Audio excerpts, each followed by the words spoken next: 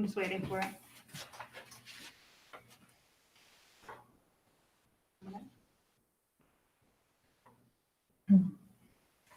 I need a motion to to adjourn executive session. Move. Second. All those in favor? Aye. So much easier. It is. Get on Zoom or on Oh, Google yeah. Meet, whatever. Oh, my gosh. I need any additions to the agenda, Phil? Yes, I have two, if we would please. 6.1, Hold on. Yep, under personnel, if we could please add Terry Rockwell as a substitute aide. We just received fingerprint clearance this morning. okay, And if we could add 6.6. Yep. Adjustment to the academic calendar.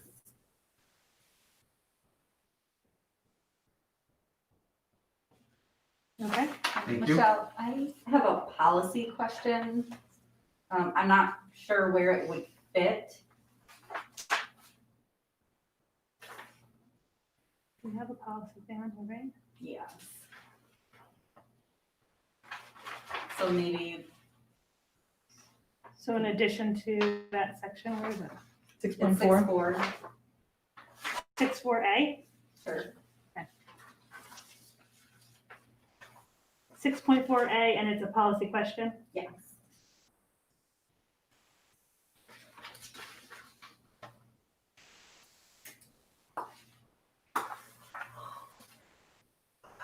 Any other changes to the agenda? Any other additions? I need a motion to approve the agenda as amended. Move. Second. All those in favor? Aye. All right, I need this is gonna be a little messy. Hold on a second. Sorry, I'm looking something up on purpose here.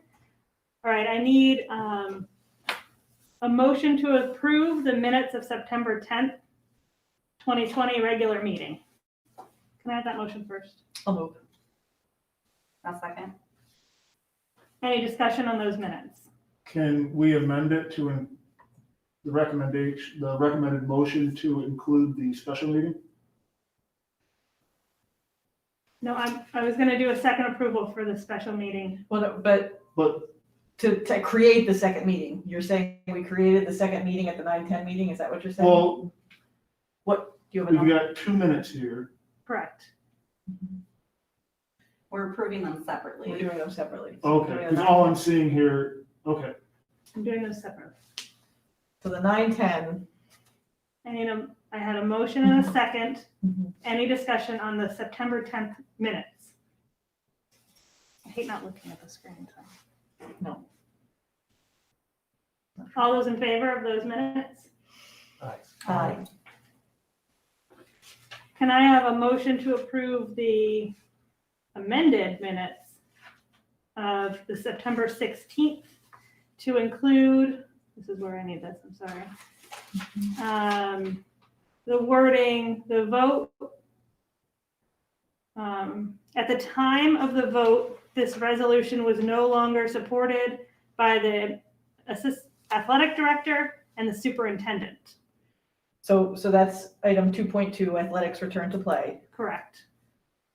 We're going to amend it to state, at the time of this vote, this resolution is no longer supported by the athletic director or superintendent. Michelle, Yes, Michelle, Debbie. this should say noted per board member request. Okay, Okay, so I'll move. okay. I'll second. Any discussion? so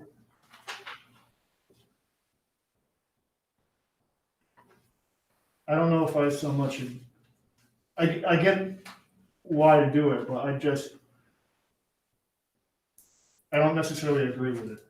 I feel like if it truly wasn't recommended by the superintendent and athletic director, there was ample time for them. It's not that they didn't recommend it. It was that they're not supporting it at that time. it's a support at that point. Okay, can you read the notation for me one more time, please? At the time of the vote, this resolution was no longer supported by the athletic director or superintendent.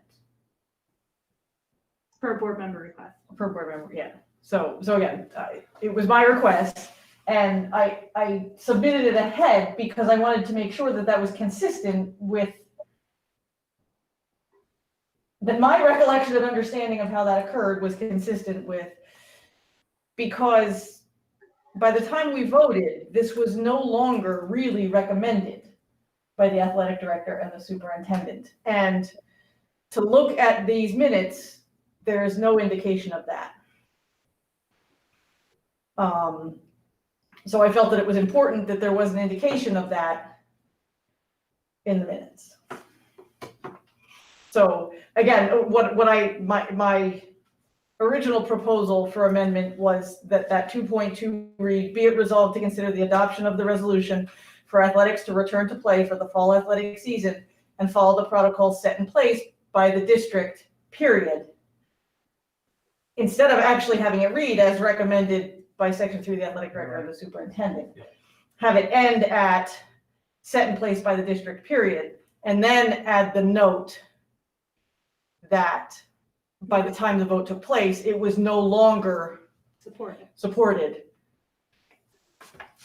by the athletic director and superintendent. We found a solution, but I think the only way to achieve that is it would have to be reconsidered since it wasn't adopted. But we found a solution, so I'm fine with that. I mean, a motion was, yeah. It wasn't adopted, so if it was Correct. adopted, it would have to be to amend something previously adopted. But it was But not it adopted. wasn't, so you'd have to reconsider it, and you wouldn't even, it doesn't matter, we found a solution. Right. Yeah, it's really just clarifying I do what happened at have that. a clarifying question for these minutes, though. During the discussion of 2.2 for the special meeting, Mrs. Jones asked to make a comment on public record, and it's not in the minutes that I see. So my question is, I'm not concerned that it's not in there, but if I ever want something to be included in the minutes, how should I word that? Because you said I wanted Travis, to. I appreciate that because, and I'm sorry, I'm just like processing all of this as I'm sitting here. And by adding this, it almost makes it look as though I'm voting against a recommendation of the athletic director and the superintendent. But that's why I tried to very carefully choose those words, because you weren't voting against a recommendation. You were voting for athletics. You were voting to proceed with athletics, which at the time, again, by the time we took the vote, I thought it was pretty clear that the athletic director and the superintendent were no longer support. And again, that's why I tried to choose those words carefully. And again, not because of anything within the district, frankly. It was the bigger, so. Would it be fair to say that the superintendent and the athletic director no longer fully supported the resolution? Because I think that in spirit, you, like all of us, wanted athletics to go forward, but there are mitigating circumstances that made it so that you couldn't recommend that fully. That's correct. Does that sound better? So, Was no longer fully supported. so it would read, be it resolved to consider the adoption of the resolution for athletics to return to play for the fall athletic season and follow the protocols set in place by the district, period.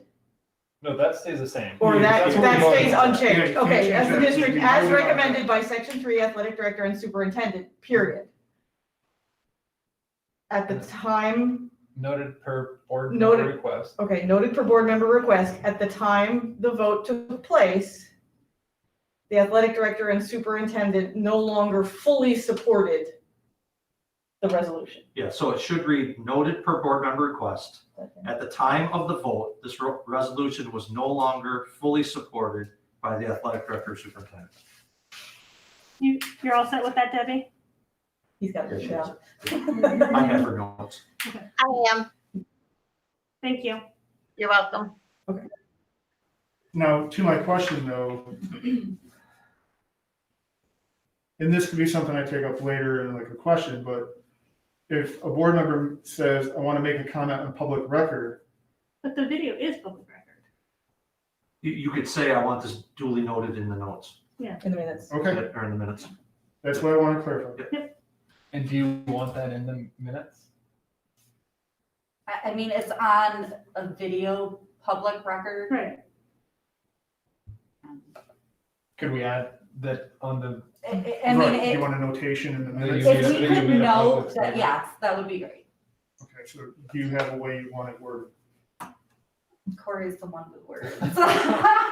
uh, just that board member Jones, or however you want to word that, Debbie, made a public statement that is available in the full transcription of the meeting. That's- Or on the discussion? video, On the because there is no video. transcription of the meeting, it's a video. Did you get that, Debbie? Okay, so what was her public comment she wanted? I think we're just referencing the video. We're not actually, It was during the discussion right before the vote. Board member duly made available public comment. Okay, and we're putting that as the video. If anybody wants to know what her comment was, to refer to the video. Correct. Yeah. Okay. I'll put that in there. Thank you. You're Thank welcome. you, Doug. All those in agreement of the amended special meeting of September 16th minutes? can I just, I'm sorry, this is actually a separate issue. There is nothing in these minutes that documents that Lauren Reynolds was part of this discussion. It's administrators present, But she's, as athletic director, she, but there's nowhere in these minutes that it documents that the athletic director was present and part of this conversation. Is she under guest? We should add her at the top. I do not find her mentioned anywhere So she should be an administrator. under administrators present. Or, Okay. again, I don't know if that qualifies, if she, or But it should create a be- new heading for her athletic director present. Athletic director present. Yes. That was my, okay, that's it, I'm done. So currently we have 3 changes, is that right? Yes, Okay. sorry. I realized that one actually. Got all that, Deb? Putting it to work. I don't think we've ever amended minutes before. not. Yeah, so the thing of it is, administrators present, I've got William Gosling, Christopher Rogers, AD present, but like everybody was present, so I guess I should, I guess, were there any other admin present on that day? Because I don't know if they were on the video or not. No, that's it. No. Mark was? Oh, well, high Mark school- He's listed though. Yeah. He's not listening. No, he's not. No, listed. he's not either. Well, he's listed at the top. No, he's not. No. Administrative- All right, so Oh, he's All right. not. Correct. I am going to add the administrators, Lauren and Mark, Oh. at the top of the board minutes. I am going to Yeah. note that, board member Jen Jones made a public comment that will be available on the video. And I'm also going to note that we add noted per board member request. At the time of the vote, this resolution was no longer fully supported by the AD or superintendent. Correct? Correct. Nailed it. Got it. Okay. Okay, go If we ahead. all- Michelle, one more time. If we all agree. All those in favor? Aye. Aye. Thank you. All right, that brings us to the consent agenda. Consent agenda brings us through 4.0.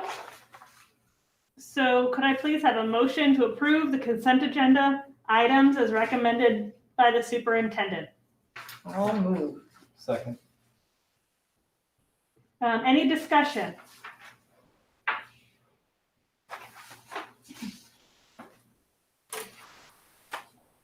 And I'll just say thank you to Matt and to our independent auditors for all the work that they did.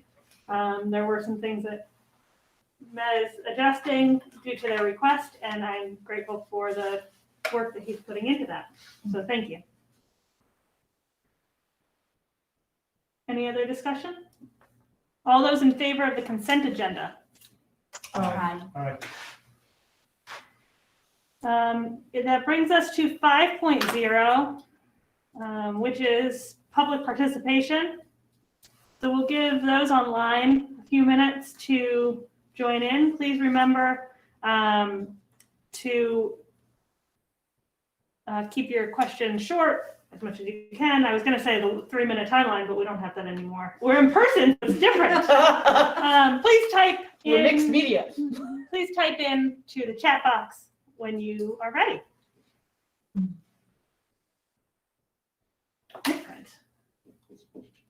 Different seeing you in person.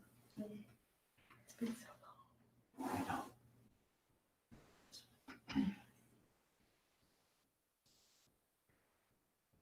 For the students that are on, you will be up next. Just letting you know.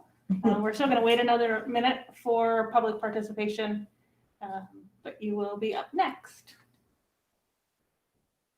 Michelle, I think Mark will introduce them.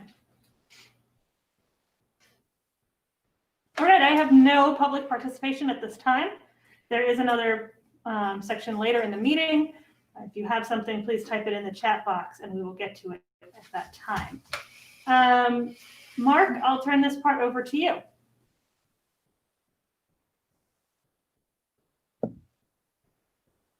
Okay, yes, joining us are a few students that came to me last year with a request. They formed a group called We Rise, and we were in conversations last year about making an adjustment to the school calendar, which they'll be talking to you about today. But we were about to have this conversation at a board meeting before COVID hit, but COVID happened, and as soon as the school year started this year, they contacted me again, wanting to continue those conversations. So they were invited here today to make a request to the board. So I'll turn it over to the students. Good evening. My name is Sophia. My name is Sarah. And my name is Liliana. We have created We Rise, a human rights organization. In We Rise, our goal is to make our school and community a better and safer place. As members of We Rise, today we would like to talk to you about an issue in our school that needs to be solved and how we would like to solve this issue. We would like to give Indigenous peoples the holiday that is currently given to Christopher Columbus by changing the name on the school calendar. In 1492, Christopher Columbus sailed across the Atlantic Ocean, arriving in various places where he killed and enslaved the indigenous people that had been living there already. We already have informed you about why we want to change this and what we want, but today we will go into better context on how we will solve this problem by changing the name of this holiday on the school calendar, which will raise awareness about this issue. This is why we think that the right thing to do is give Indigenous peoples the name of this holiday. If you let us, we have some ideas to give Indigenous peoples this holiday and make Hamilton a better and safer learning environment. We believe that this will make HCS a safer place by teaching our school about the history and experiences of all the people that make up our community. Our first idea is to change the name of Christopher Columbus Day to Indigenous Peoples Day on the school calendar. Even if this is a small change, it would be a great start. Secondly, each year we would like to write an article in the Emerald Press about what Christopher Columbus was actually like and why Indigenous peoples deserve this holiday. Our last idea would be a big change, but one I think we can make work. We thought it'd be a good idea to show a yearly presentation during forum or hold an assembly where we can talk and educate the students on this holiday about what Christopher Columbus was really like. Adding on to this, we would like to hold this assembly to also talk about Indigenous peoples and their experiences today, like their current struggles and their culture. We would like to focus this holiday more on Indigenous people rather than Christopher Columbus. We think this would be a good idea because we want all the students of HCS well educated and realize that Christopher Columbus does not deserve this holiday, but that the people who deserve this holiday the most are the Indigenous peoples of America. Thank you. Thank you. Thank you, ladies, so much for your time and thoughtful presentation. This is a presentation, so there will be no action or meeting here. If we have the items that we'd like to ask the students while we have them on the call, we can do that at this time. But if not, we can just thank them for their time. Awesome. Thank you, ladies, so much for your well-prepared presentation. We thank you for joining us tonight. Thank you very much. Thank You guys did a you. great job. Good job.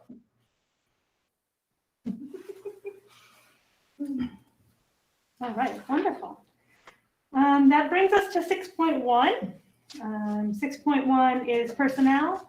I do need a motion to accept the resignation of Edward B. as full-time bus driver. I'm not going to butcher your last name, I'm sorry. Effective August 31st is recommended by the business manager and superintendent with sincere appreciation for services rendered to the district. I'll move. I'll second. Discussion would happen in exec session. All those in favor? Aye. Aye. I have 3 appointments. Can I have a motion to approve the appointments of Jacqueline? Oh, wait, maybe not. Or they're different, right? List. Can I have a motion to approve Jacqueline Rose as a probationary full-time bus driver effective October 13th, as recommended by the head bus driver, business manager, and superintendent? Second.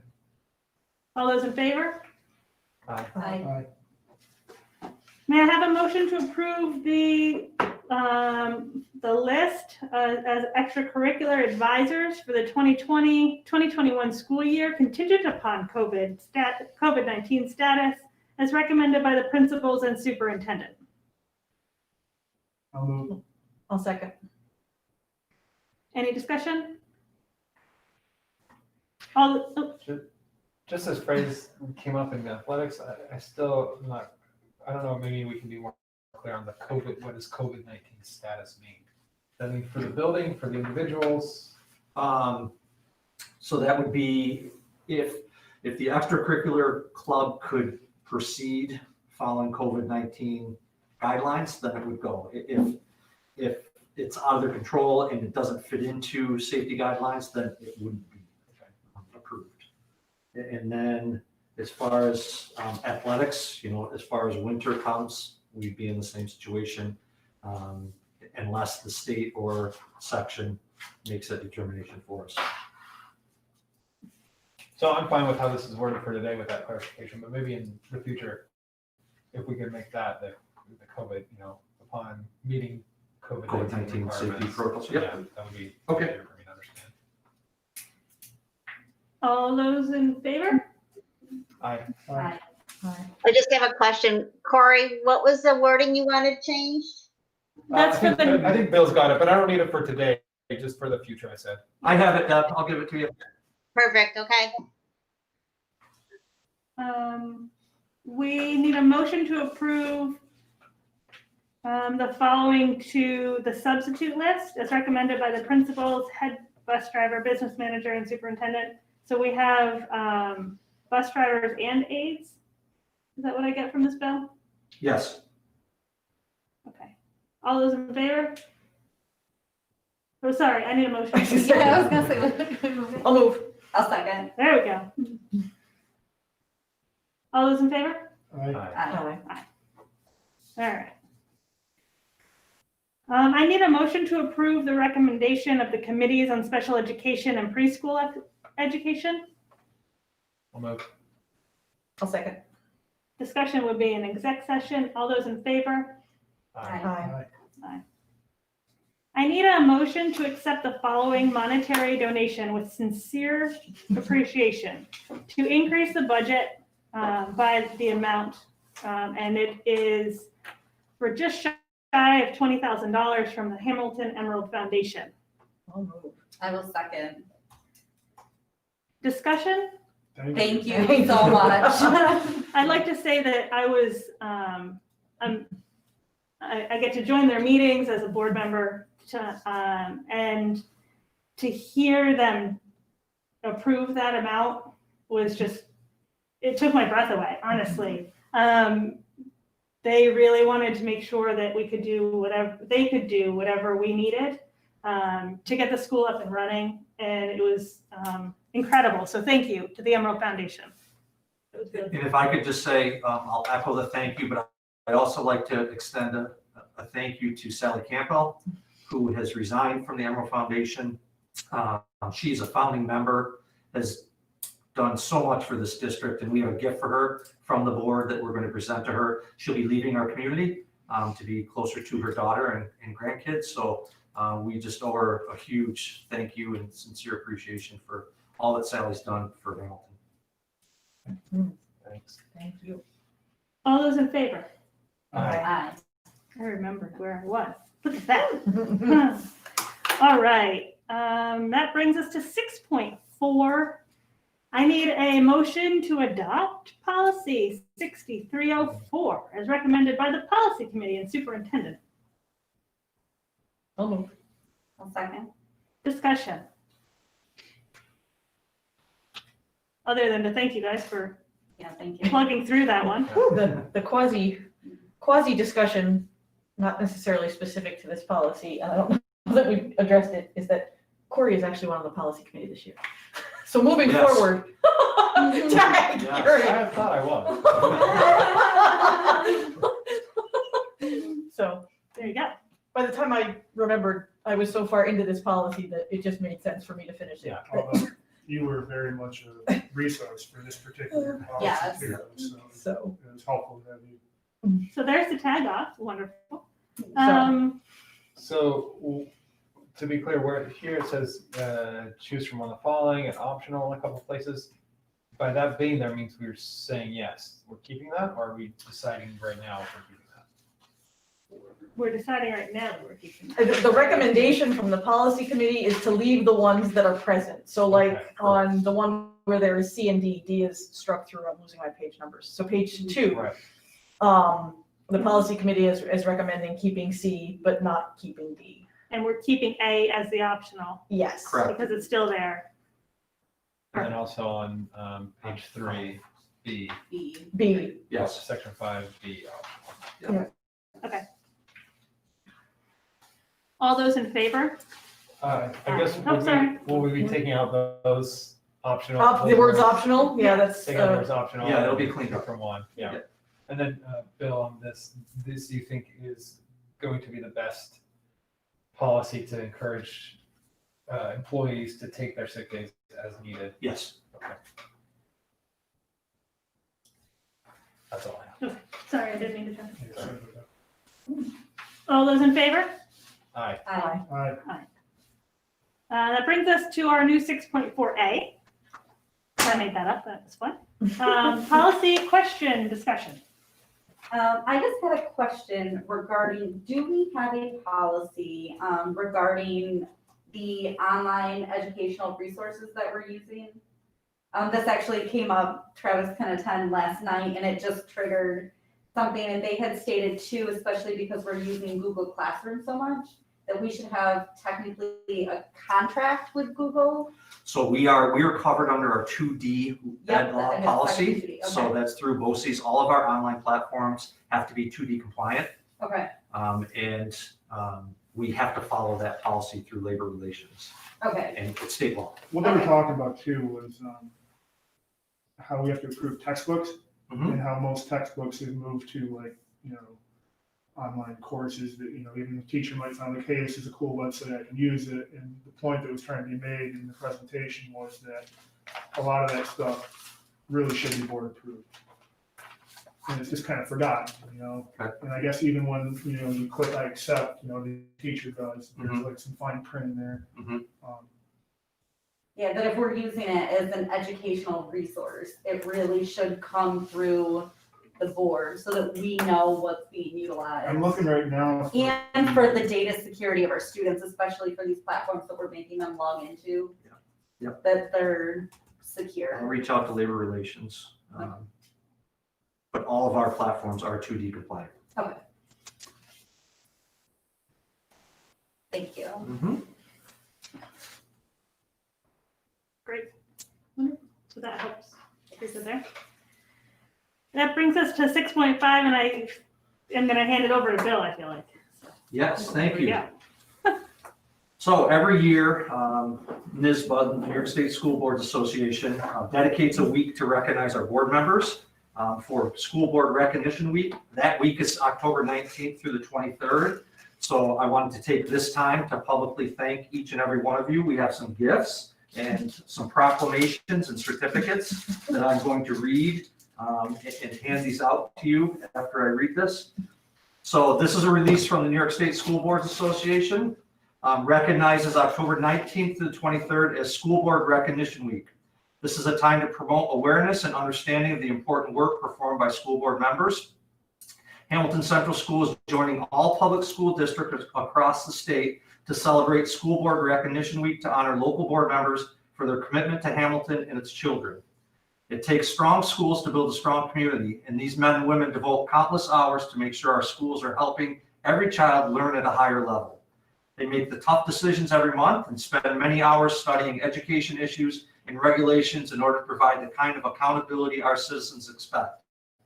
Some of the key work our school board is to raise student achievement by creating a shared vision for the future of education, setting the direction of the school district to achieve the highest student performance, providing accountability for student achievement results, developing a budget that aligns district resources to improve achievement, supporting a healthy school district culture in which to work and learn, and much, much more.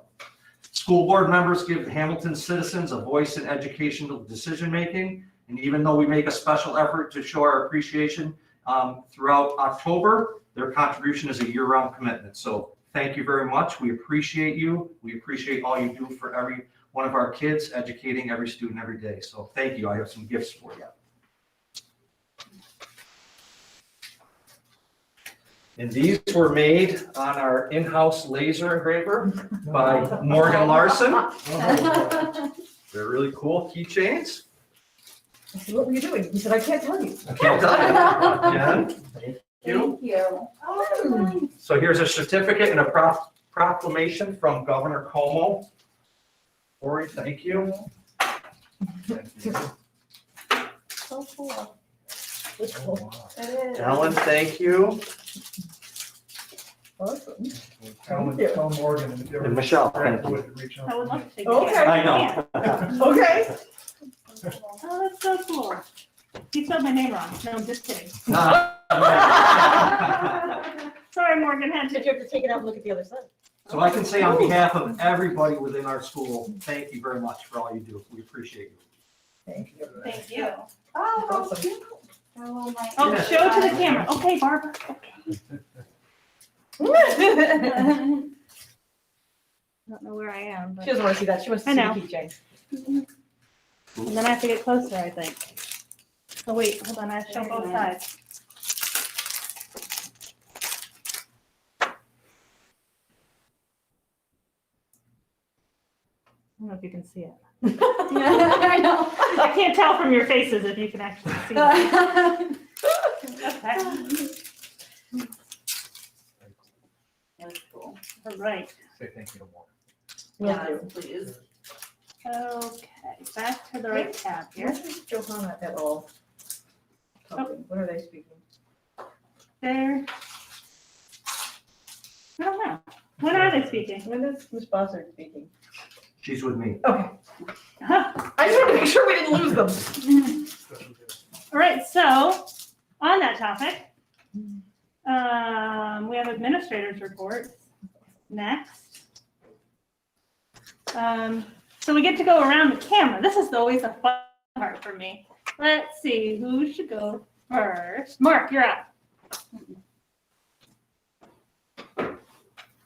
Hello, everybody. So in the secondary, we continue to learn and share different practices. Wednesday morning team meetings provide an opportunity for teachers to share different strategies, discuss different technologies that are helping them deliver instruction, and discuss student needs. Wednesday afternoons are also very, very valuable for teachers to connect to students and parents to share information about progress in their classes. So in this hybrid model, in this environment, the demand for communication with families has significantly increased. So many efforts are being made to ensure that all of our students are engaged in their classes and that their needs are being met. Next week, we have 5-week progress reports will be available to parents on Parent Portal. So at the end of the week, 5-week progress reports.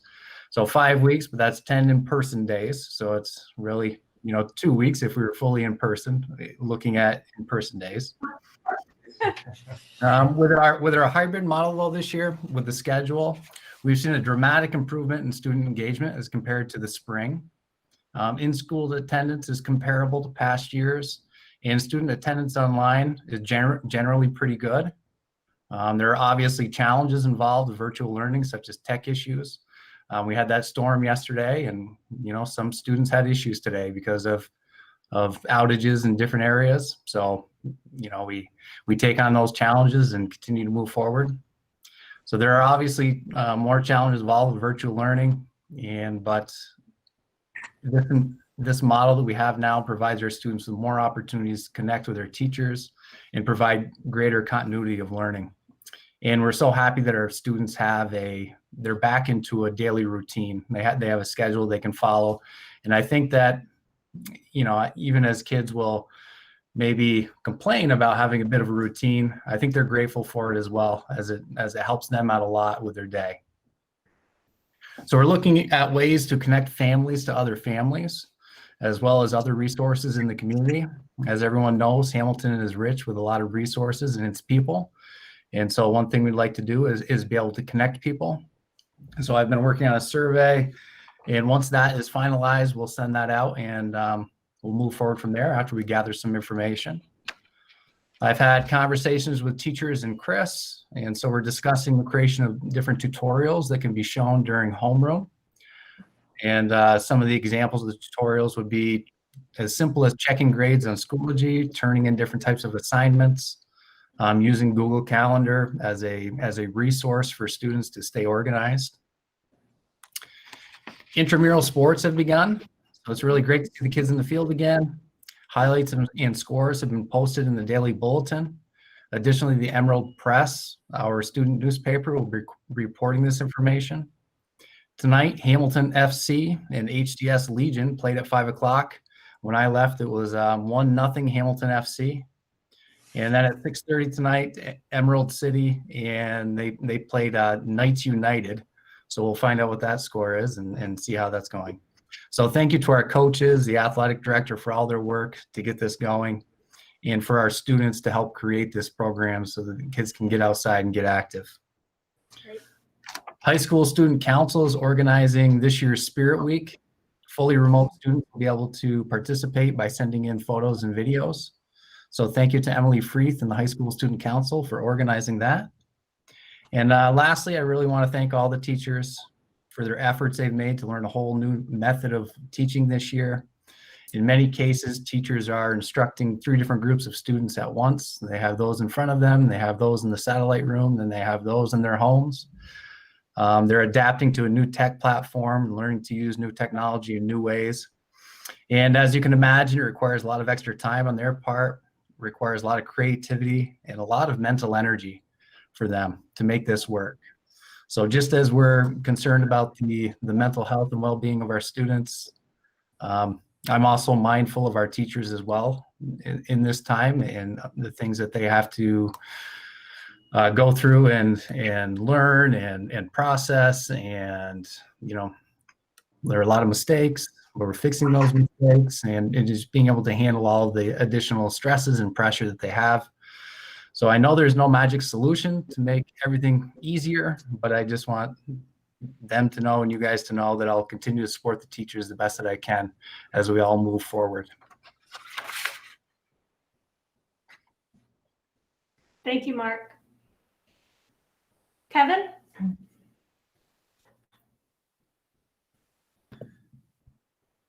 Okay, thank you. So I wanted to give a couple of updates on social emotional learning. So at past Board of Education meetings, I've talked a little bit about the DESA.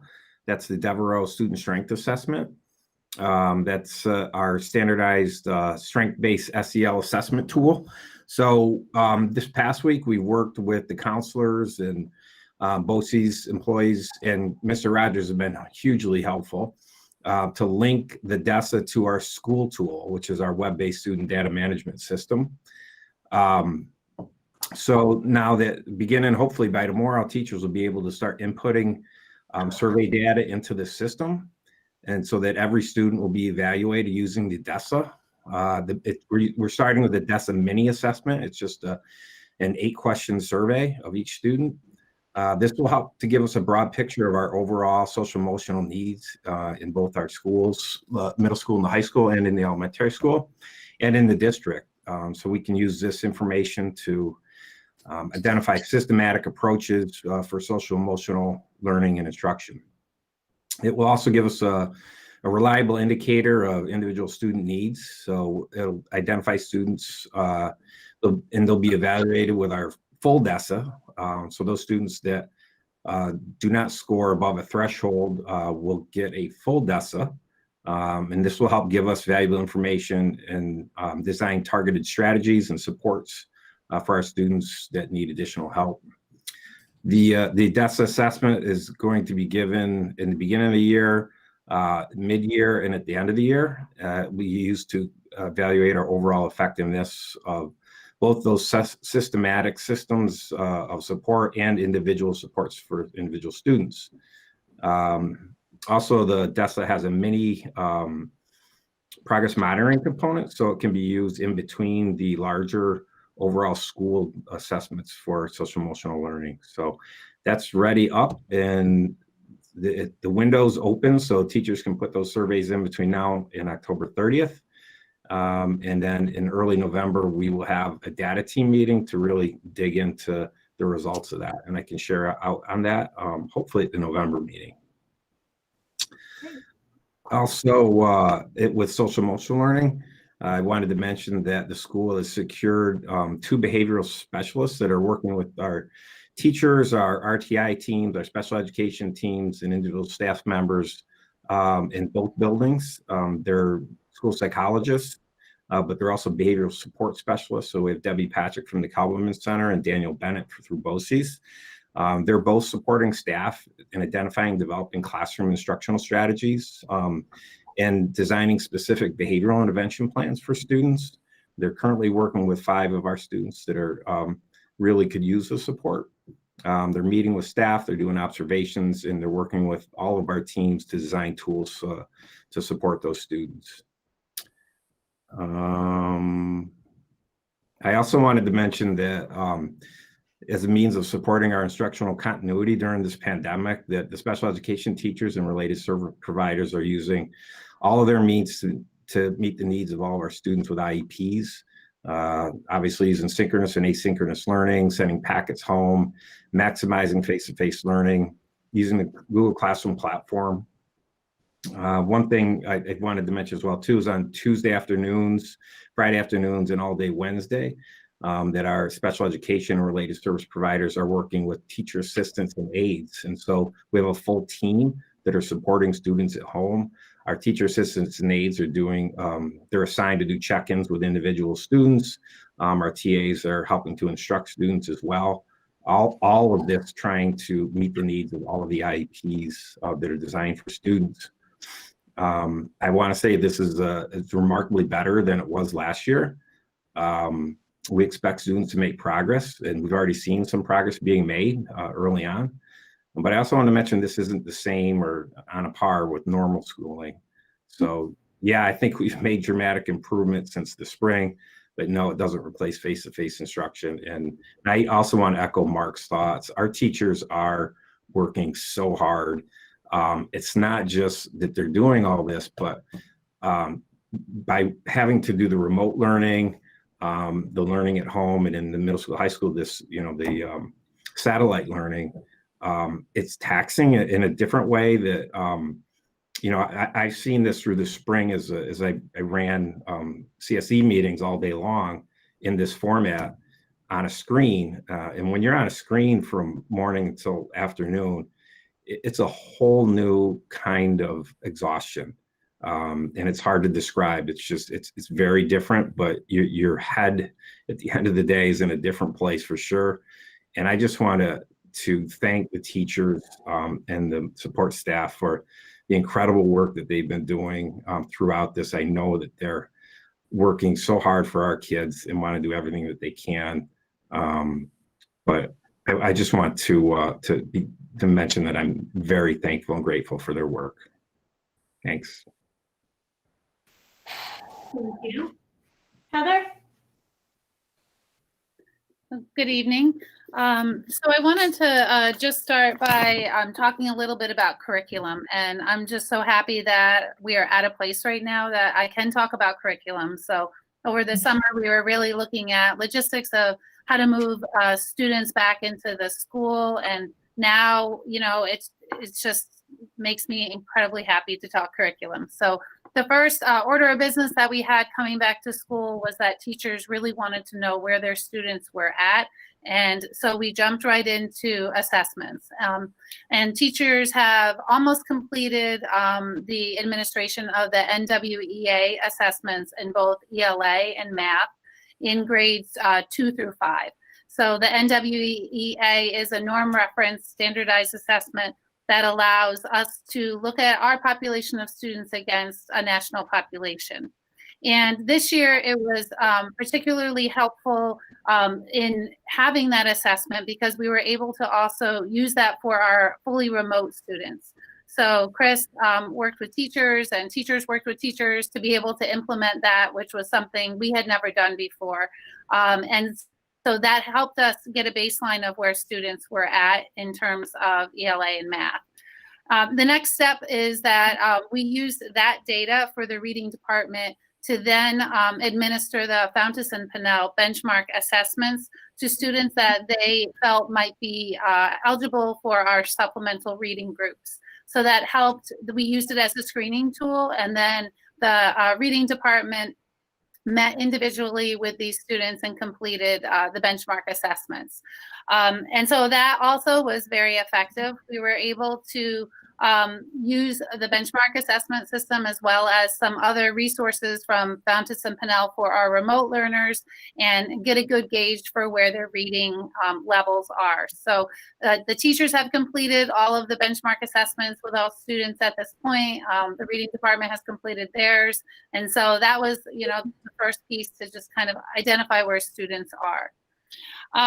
So the next piece that we really, we also implemented a brand new assessment this year, phonological awareness analysis in our kindergarten classes and our first grade classes.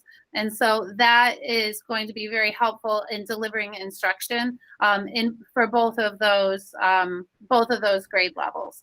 The special education teachers also have implemented them, and at least one primary teacher is maybe two they're working on implementing those assessments too. So all of the assessments will now help us to deliver more targeted instruction, which I think is so important because in this hybrid model, we have less face-to-face time with students, and we really want to know exactly what the gaps are, exactly where the skills are, so that we're not wasting a bit of time in delivering the instruction. So I'm going to switch over a little bit to math, and just in the last 2 weeks now, we've really honed in on math as well.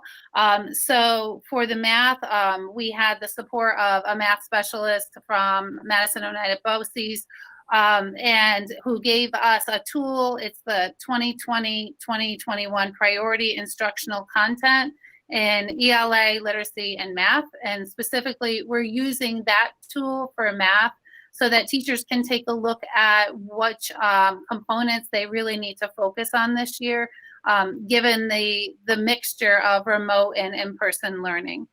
So this document is intended to find new efficiencies in the curriculum, really prioritize what standards need to be focused on. So teachers also have been provided with prioritized curriculum from everyday mathematics that the publisher developed for the first 2 units. So, and we're under the assumption the publisher will continue developing this prioritized curriculum as well. So those 2 pieces together are really helping us identify the areas at each grade level that teachers need to instruct in math. Chris Rogers and I have been talking a lot about providing the professional development for teachers to use some online resources that also are linked to the everyday math curriculum. So that again will help with the remote instruction as well.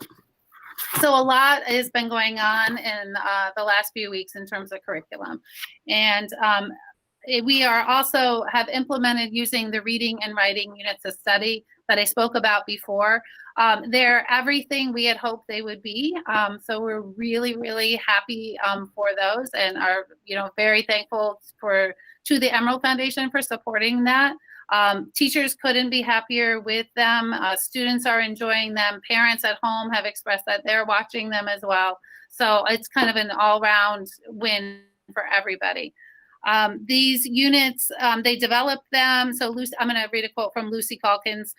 She said, "These units are aimed to support you if your school is continuing with virtual or blended learning, so that rather than all the 5th grade teachers having to film the same mini lesson, they can opt to have a teacher's college colleague as a co-teacher." And that's basically how they're framed.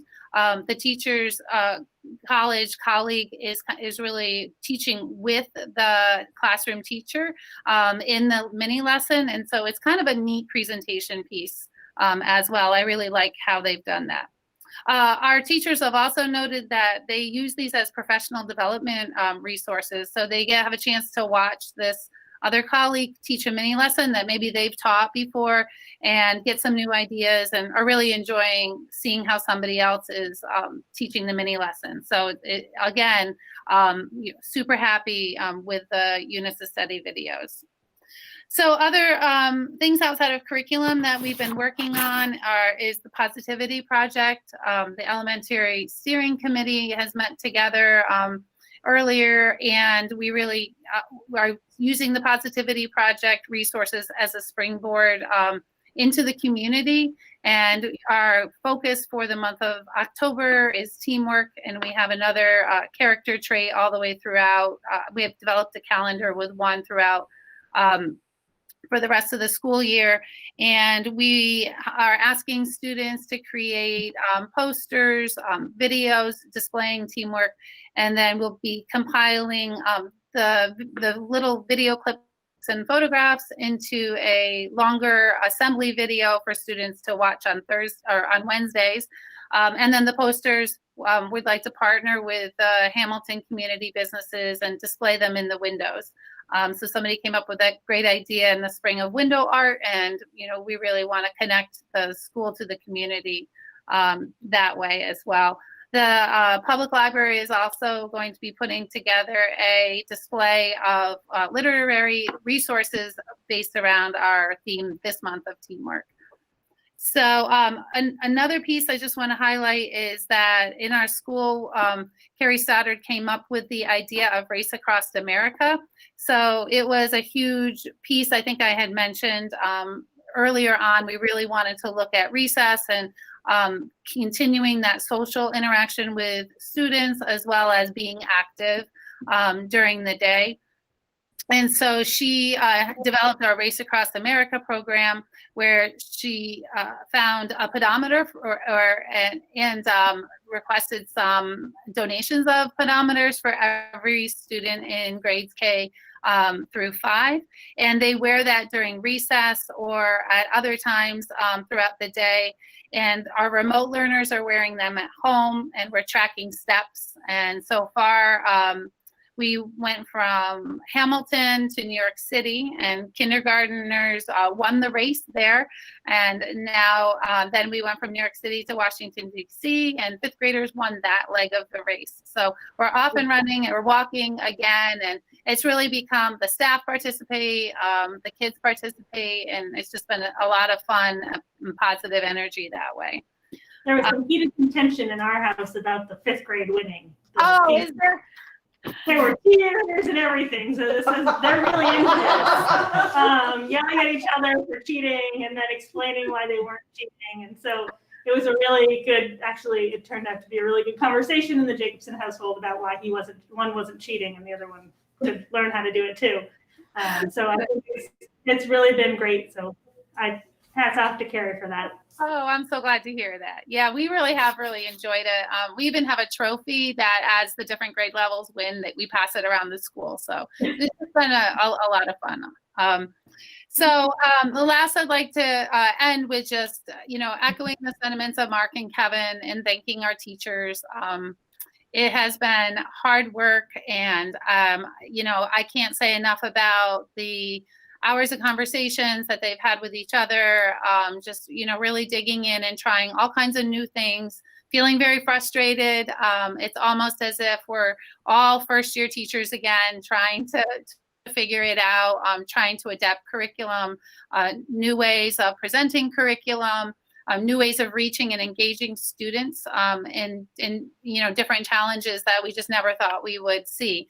But they've done an amazing job, and every day it's we solve a new problem and move forward. So I've really been grateful to be part of this team during this time, and it's very rewarding to see students coming in every single day. I don't think a day goes by that I'm not grateful to see them head into school. So it really does put that into perspective for us. Thank you, Heather. Chris?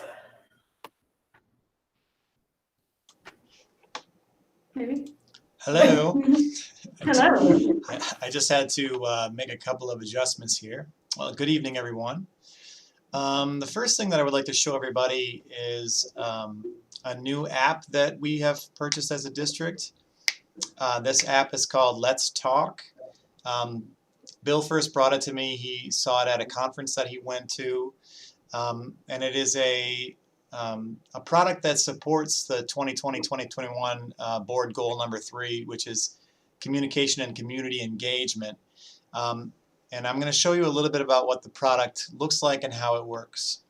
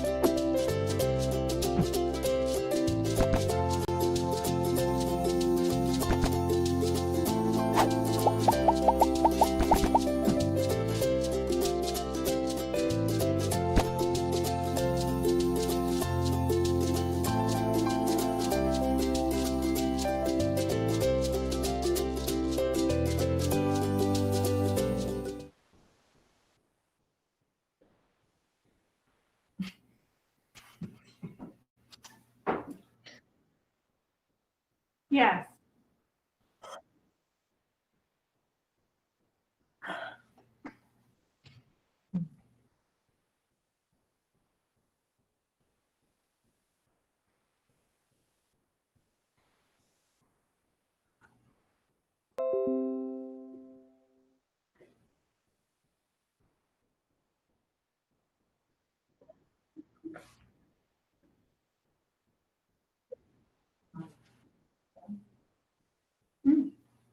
See it?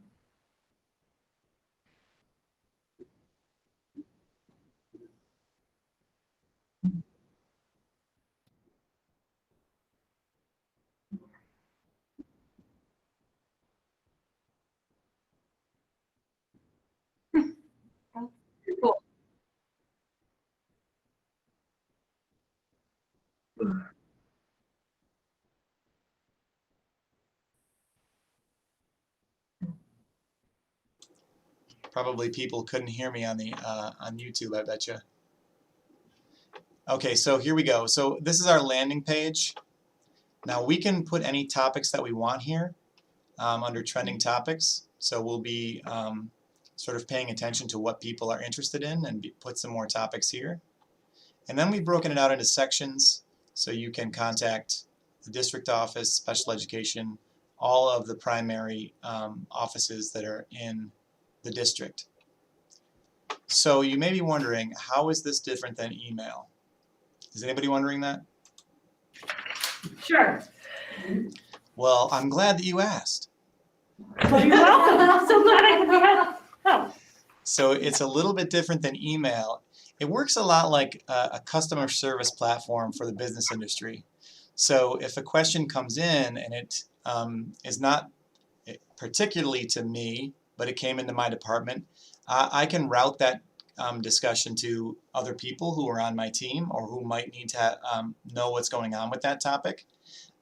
We can tag other people in. We can develop teams where teams can participate in routing feedback, and we also can see if there are trends in what people are interested in or concerned about.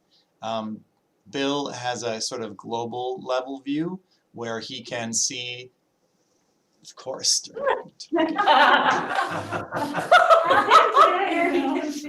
Yep. Okay, so he can see sort of a top level view of all the things that are being talked about in the district, who's talking about them, whether it's staff or people in the community or what have you.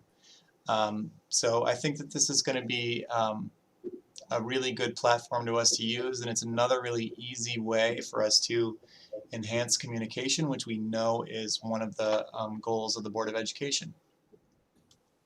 Any questions for me about that platform? It's actually on now and completely able to be used by the public now. great. Okay. Thank you. Sure. And then I wanted to talk about how we're supporting continuity of learning here at HCS. First, I wanted to talk about accessibility. We have deployed 24 hotspots across the district, and that's significantly more than we deployed in the spring. So far, we've been able to keep up with demand, which is really, really important because we want to make sure that every student has access. We've ensured that every student has got a device. We're trying really hard to make sure that those devices are in great working order and that they work as they should for all students. I've been fielding a lot of calls from parents and teachers, troubleshooting with them, making sure things are working properly. Supporting system training. I'd like to echo what Mr. Arquette talked about in that I found the Wednesdays to be extremely useful. I've been having individual meetings with teachers every Wednesday, and I've also been working with work groups.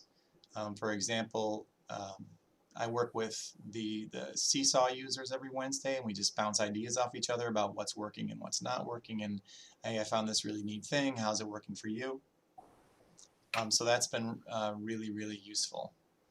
And then I'm not sure how it went because I was here, of course, but I've been trying to help the athletics department to stream the intramural games live, sort of like we're doing here with the board meeting, because we have a limited number of people who can be in attendance. So if anybody watched that stream, let me know how it went.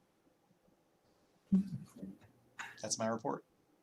Great. And that leaves us with Matt. Thank you. Hello, everybody. As was alluded to earlier, we had our final presentation of our 1920 financial statements and independent audit, which is nice. It finally puts some closure to the 1920 school year. It also means that budget planning is right around the corner for the 21-22 school year, which seems hard to believe. probably have a budget calendar prepared and presented to you at the November board meeting. So we are moving right along. As far as here, the building, the district, a little capital project update. We are getting really close to being done with phase 1 of the project. The contractors are here on a limited basis now, primarily on Wednesdays or during second shift, as to not interrupt any of the instruction going on in the building. They're pretty much down to punch list items, so matching and patching, that kind of stuff. Really the two significant things that need to be wrapped up is the heating controls within the building. The boilers have been commissioned, they are running, we have heat in the building. The control system throughout the building is still being connected, balanced, programmed, and it's not fully functioning yet. So we're getting close. Hopefully within a week or two, everything will be running as expected. And then the other is the marquee out front. As soon as we have electricity out to the location, we'll have the digital message board up, hopefully by the end of the month, if not early November. We've also started to do some work for phase 2 of the project. We've been able to expedite a few things in phase 2. Actually, tonight during this meeting, we actually have some representatives in the building that are taking an inventory of our doors. As part of our increased security and efficiency measures, we are replacing and updating all of our interior doors and hardware, so they'll be more accessible and more secure. So that's exciting. We're moving right along with that as well. So that's about it for me. Great. Thank you. So I skipped 6.6, so we'll do 6.6 after 7.6, just as a note. But I don't want to hold up the superintendent's update because we have Johanna on. So, We do, yeah. So Johanna, if you want to turn on your camera, and Aiden, Bill, I'll turn it over to you for this section to get started. Yep, is Aiden on yet? There we he go. is. Thank you, guys. I didn't want to put you off any longer, so.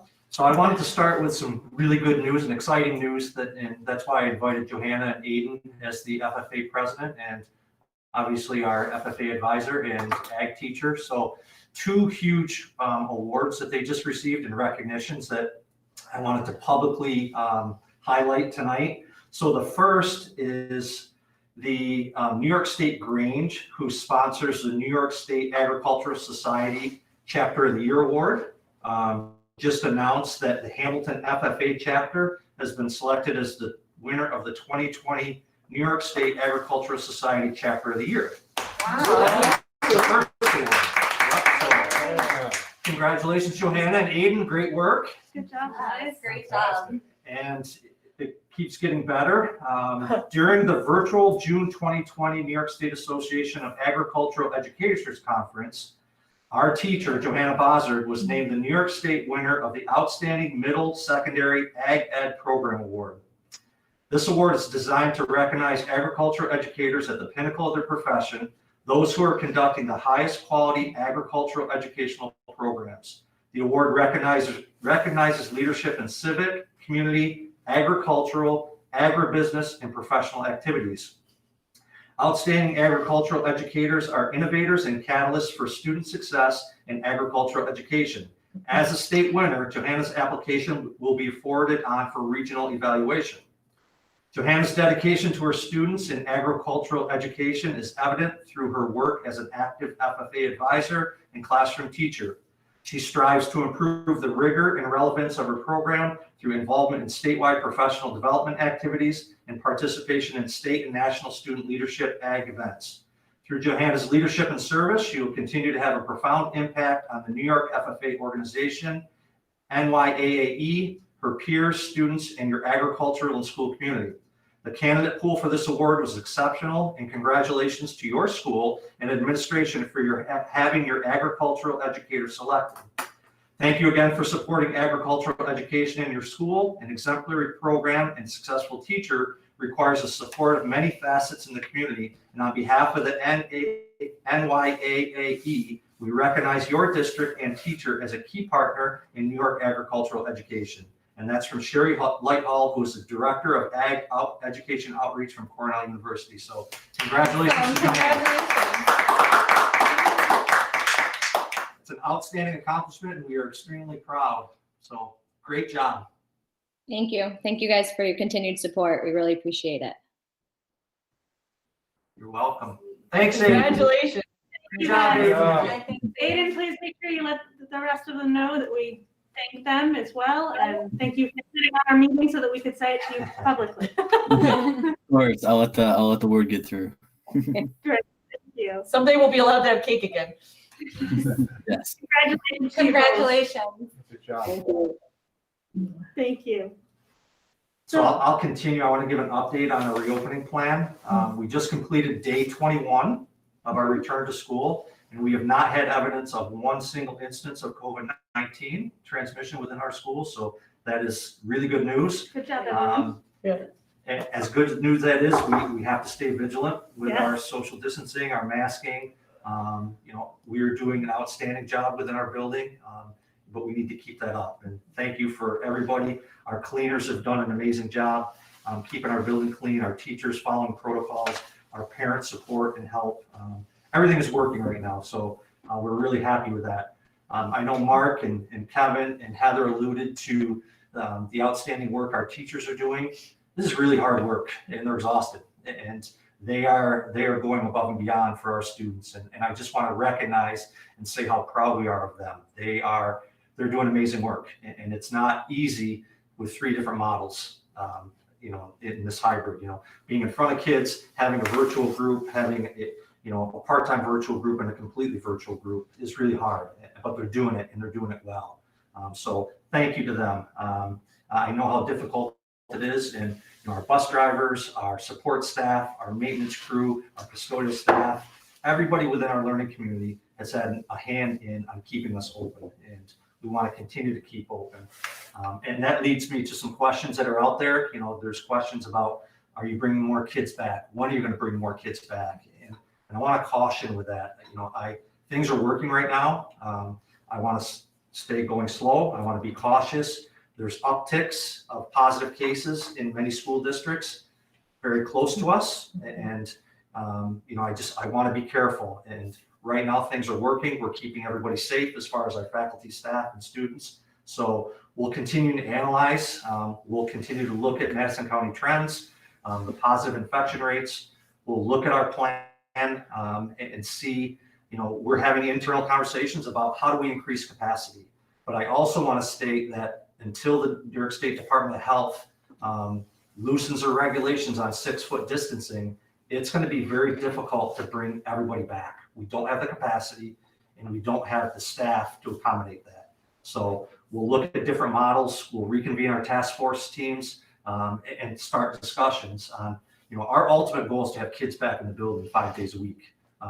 Right now, that's not a reality right now, but we'll continue to strive for that, and we'll keep everybody abreast and have discussions on what are our next steps. So that's where we are with our reopening plan. A parent council. So as a means to support the board's goals to create effective channels of communication and to create opportunities for the community to engage with and support the school, I've decided to create a parent council, which is a forum for HCS parents to meet informally with myself and other district representatives to discuss topics relevant to the district. The parent council is going to meet 5 times throughout the 2021 year. 4 of those meetings will serve as community focus groups in which attendees will be asked to share their opinions on topics like our reopening plan, our academic program, our school facilities, the district's operating budget. Very similar to the superintendent's coffees, but more open to the public. They'll be virtual, so anybody can attend. We'll send out a link and anybody can join, and it'll just be conversation on those topics. The 5th meeting will be a superintendent's coffee where it'll be an informal meeting and we'll just address any parent generated concerns at that time. So that'll be the 5th meeting. And like I said, they'll be virtual. They'll be from 5 to 6 via Google Meet. And I'll be sending out correspondence probably early next week on the dates of those meetings. So I think it's just a good way to increase communication, to hear concerns from parents, to share feedback and have dialogue with our community. So I invite you to attend as board members. So the first meeting will be in November. So I'll share those dates with you as well. Another thing that I've been spending a lot of time with is our legislative advocacy. The past 3 weeks, myself and our regional superintendents have been meeting virtually with our local assemblymen and women and our state senators to share our concerns about the threat of looming budget cuts and advocate for the urgent need for the governor at the state level and Congress at the federal level to consider comprehensive COVID-19 relief legislation, including education stabilization funding and expanded state aid for state governments. We've incurred, schools across the state have incurred millions of dollars in added expenses for PPE, for cleaning and disinfecting, for technology, and there's no relief, and we need relief. And at the same time, we now face a potential 20% cut of state aid. So these budget shortfalls threaten the potential impacts on our school and what we're doing to service kids. So we've been advocating really hard through our local politicians. And as we know, there was a 20% withholding in our July and August state aid, and that created a lot of uncertainty in schools. And some schools laid off teachers. They cut teachers and staff. And fortunately, we did not. We're not in that situation. But it's harmful and it's threatening to what schools do. So we pressured our politicians to pressure Governor Cuomo and his administration to fully fund state aid, and we're happy that the September payment was fully funded, but we don't know what the future is going to look like. So we're going to continue that advocacy and push our politicians to push the Cuomo administration to not cut aid, so we're fully funded. So we've been spending a lot of time with our politicians recently, and there's been some positive movement, and we'll continue to see how that goes. There's also been a lot of talk about the status of state assessments. State Ed put out a memo that various factors will weigh on the decision to whether we're going to have regents and state assessments. The State Ed Department determined that it's not possible to administer the assessments remotely, so everything is going to have to be in person in school, which is going to create a challenge for schools. So in a letter to the chief state school officers, Secretary of Education DeVos said that she expects all states to administer summative assessments during the 2021 school year, and that's consistent with the requirements of the law. And states should not expect to receive waivers for these requirements as they did in 2020. So that's coming from the federal level down to the state. The state has then told us that if exams cannot be safely administered in person within the schools, they will apply for a waiver. And the state assessments will be waived like they were last year. So there would be no regents or state assessments. They're putting together task force teams to analyze infection rates, the capacity to deliver those in-person, in-school assessments, and then they'll make a determination later in the year. So stay tuned on that. So that is my report. If you have questions, I'd be happy to answer them. I have a question that's not related to anything you just reported on. Sure. But I'm not sure where else to put it, and it seems like you're the person it needs to be addressed to at the moment. So we had 3 students present a discussion, a request for something that's happening on Monday. Mm-hmm. It's not an action item on our agenda. No. Is it? They fully understand that this would be a change for next year. Okay. Yeah. Thank you very much. That's what I needed to know. When they initially came to us last spring, they were hoping to have a change for this year. Okay. Obviously with COVID, that didn't happen. So they understand that the change would be for next year moving forward. Perfect. And I think it's prudent for that group to get student input and maybe survey our student body on their feelings and make sure that we're representative of our entire student body and have discussions. So I think Mr. Arquette is going to help lead that and get some more information. But to clarify, what would they need to get that on our agenda? That would come through us, right? Pardon me? That would, to be on our agenda, that would be a board action. Yes, it would. Yes. Yes, So absolutely. that would have to come through you or Correct. somebody on the board. For somebody, yeah. Yes, yes, it would.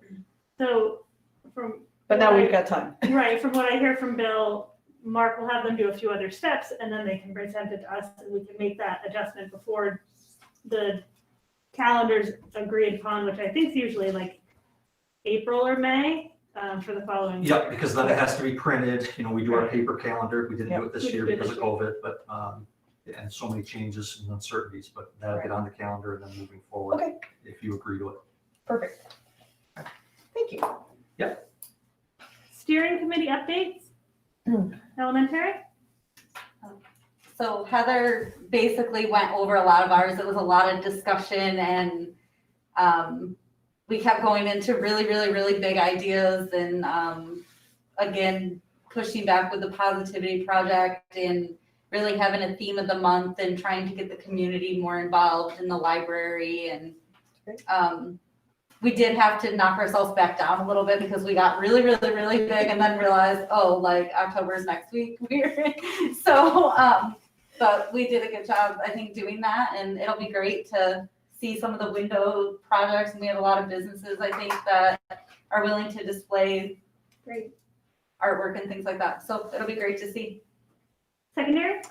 Yeah, so we met and we started talking about reviewing the shared governance plan, which is part of that needs to be reviewed annually. So we'll look over that, which includes setting our goals for the year. So we'll, Mark is going to distribute the board goals to the members of that committee so that we can kind of align with the board goals what the secondary is doing as well. And then we also talked about sending out a survey to families, specifically to see what their needs are with remote learning and this hybrid learning, to especially trying to weed out those people who are at the most need. And so we talked about what would be on that survey and then also how different ways we could administer it to make sure that it gets to people who really need to see it. So I think Mark had some good ideas about that going forward. So hopefully that'll give us some information and then help us connect with those families either through the school or, as we've talked about before, with other families, getting other families involved and kind of giving them some help, either formally through the school or informally through other people. Great. That's great. So only those two, correct? Yes. Yeah. The Emerald Foundation, as you noted before, they provided the school with a large donation to start the school year, all things to help us bring students back safely. They're working on a couple other things, but if there are other things that the school is in need of or other projects that the teachers have, they are hoping that more applications are sent in for requests for funds. So, and we meet again next month, I think. They're also working on replacing Sally and continuing. It's their fundraising time of year, and they want to fundraise a little bit early, so they're going to work with the alumni that they connect with for fundraising. PTO updates. I did ask Sheila for updates. I did not hear back from her. I know they had their first meeting last night. It was virtual. I did not attend it. So I don't have an update, but we'll get one from her. I know that they were going to talk about trying to make sure that there was somebody on to be able to provide updates to us. And so we'll work on that for next month and go from there. But I did reach out to her for that. Knowledge sharing, 7.6, did anybody have anything that they needed to update us on, or are we good for that for this month? Yeah, I attended the Meet the Candidates night with the two candidates for our assembly, Dan Butterman and John Salka, who's the incumbent. They answered questions with a lot of the component districts in our BOCES. So a lot of wide-ranging topics all related to education. I thought both candidates had a lot of knowledge of what's going on in education right now, the pending budget cuts and the issues with even getting legislation passed right now during this time. So I thought while they were both knowledgeable, they also had plans that were different and ideas that were different. So I would just encourage all of you to look into their ideas before the election. And the other thing I'll say about both of them, they seem like very accessible people. So I don't think you would have any trouble even reaching out to them personally and getting information from them about if you wanted to be more informed before November 3rd. Thank you for that. And Go ahead. Oh, sorry. So I just started a 7-week book club with Mark Brackett, who we saw in person last year. And it's Permission to Feel. And I felt so far, it was really great.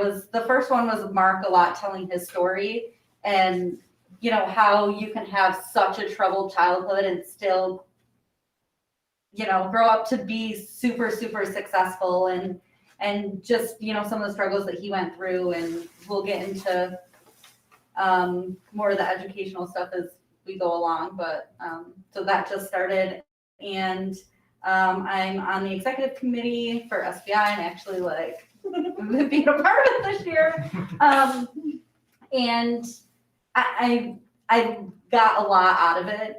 It was really interesting, the different perspectives, and it was really intriguing to me to see the differences amongst the school districts, and like so many reopening plans were so different. And but a big topic too was just there's the 20% cut in state funding. As Bill said, just it is a very real thing, and there are people losing their jobs and kids suffering over this. So again, you know, to echo kind of what Corey said, like reach out and let's do whatever we can to try to secure that funding and get Como on track. So I felt compelled to read Robert's Rules of Order. The whole thing? The whole thing. Oh my gosh. And I loved it. It took me a week. And yeah, so it's the full and most recently revised version. The first version dates back to 1876. If you're unfamiliar with it, it's content. It establishes the principles of parliamentary procedure. I refer you to our policy on parliamentary procedure for its relevance. I found that reading this book to be very helpful and informative. It is hard reading, though. It's essentially a very complicated instruction manual. I need to read it again because it's one of those things where you learn something and then it brings it back. It's like, well, this is the thing we talked about earlier, and like any statement like read backwards means a completely different thing. I think you should all read it, or at least its condensed versions, or even they make little cheat sheets, which are quite helpful, just so like a reference. One thing that I did find interesting, this is the most current version. I think it came out this year, actually. So the way it works is the most current version supersedes all previous versions. And if the district doesn't have this 12th edition yet, I suggest we do, because our policy abides by the principles in this book. Some things I learned or confirmed from reading it, the many types of motions and how they are to be applied. That seconding a motion isn't necessarily an intent to vote for it, rather it means you find it worthy of debate or want people to be on the record. If you move a motion, you should vote for it with a few exemptions. Rules pertaining to Secretary Pro Tem, many things pertaining to committees, bylaws, minutes, how meetings should be ran and structured. Again, I need to read it again and again, but it's a great book, and I thought it was very helpful for me. Thank you. You guys, don't forget to fill out that Google sheet Sure. that we have? Oh, yeah, it's a sheet. it's a form, It's a isn't it? Google form. Because I looked for something and I couldn't find it. I have mine on there. I didn't do the follow-up yet because I was gonna wait until the completion of the 7 weeks. So just make sure you do that so we can kind of keep track of it and go back to them. But it leaves you like the top 3 things that you learned, Travis, which, I mean, you could fill it out 100 times if you want to, but just kind of some things so that it reminds us to read that or I went read the cheat sheet at least. with the Robert's Rules in plain English. Because I had the same questions after we struggled so much last time with the motions and all of that, so. I mean, I love instruction manuals in general. You know, I would have never made it through that. You know, Yeah, I so- wouldn't either. I have the $3.99 Kindle version of the Robert's Rules in plain English. Yeah. And I wrote down the cheat sheet, so. Yeah, but. So it's all good. But it's actually, it brings up a point, and I know that this is big, but about just, we don't have to use Robert's Rules. I mean, that's the way our policy is right now, but it doesn't have to be Robert's Rules. And so Right, if yeah. Robert's Rules are clunky and not working, we have the option of looking at other options. Have you ever done Bob's Rules? It's the same thing but shorter. I have not. I think that's what I got. I think I got Bob's Rules. He's got Robert's. He's got Robert's, I have Bob's. Yeah, and I mean, there's many different rules applied to different things, like Congress and stuff, but it's a very good guide to it avoids confusion in meetings. Yeah, no, it's. So Give me kudos. I to would've finish never what we gotten were through that. doing before, I have to go back to 6.6 Right. because I missed one. We do have a motion, I need a motion to accept the changes to the calendar. I made that up as I said it, Debbie, so good luck writing that one down. You didn't say much, it's okay. Do we need to specify what that is? No. Well, it's gotta be documented somewhere. Well, we'll show, yeah, but I'll move. we can't talk about it until we move in. Second? I'll second. All right. Bill, can you explain? Sure. There we go. So in an attempt to maximize in-person instructional time, I'm proposing to the board that we move 3 of our contractual professional development days to Wednesdays. Kids are already home. It will help with daycare. It'll maximize instructional in-person time by moving them off of a Monday, Tuesday, Thursday, or Friday and moving them to a Wednesday. So it would be moving Thursday, October 22nd would be moved to Wednesday, October 21st. Friday, February 5th would be moved to Wednesday, February 3rd. And Friday, March 26th would be moved to Wednesday, March 24th. Those would be PM half days, Are those full school or elementary only? pre-K through 12, Full school. full Thank school.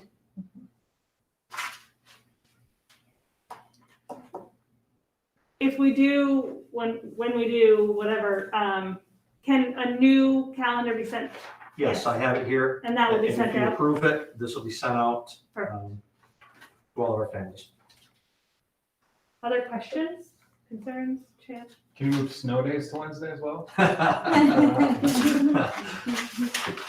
world without snow days is not right. It's not. You gotta have snow days. All those in favor? All right, sorry for skipping that. I got so excited about showing off our proclamation. It's very fancy. I missed. That brings us to 8.0, which is public participation. I would like to go back to a couple things. While other people, please feel free to join in on the chat feature. I would like to go back to when the students' presentation was going on. Barb Orth commented, "These are stellar students. I'm proud to be teaching these students this year. Good job, ladies, and thank you." We also, when it's switched to the 2 awards for the chapter and for Johanna, we had a yay from Barb Orth, a congratulations from Barb Orth. Jen Briggs, yay, congratulations. Barb Orth, just wonderful. Jojo, you rock. And thank you, Aiden. So those comments had come in during the meeting, and I wanted to make sure that they were properly shared. If you do have any other comments at this time, we will give you a couple minutes to type in the chat feature, and then we will move on. I will state that there will be no motions. I couldn't think. No motions after executive sessions, no vote. So we will not be joining back onto the YouTube channel. We will just close out after exec session. But I did want to make sure that everyone knew that there would be no vote after that. I do not see anything yet in the chat. I'm going to wait another minute and see if anybody has anything.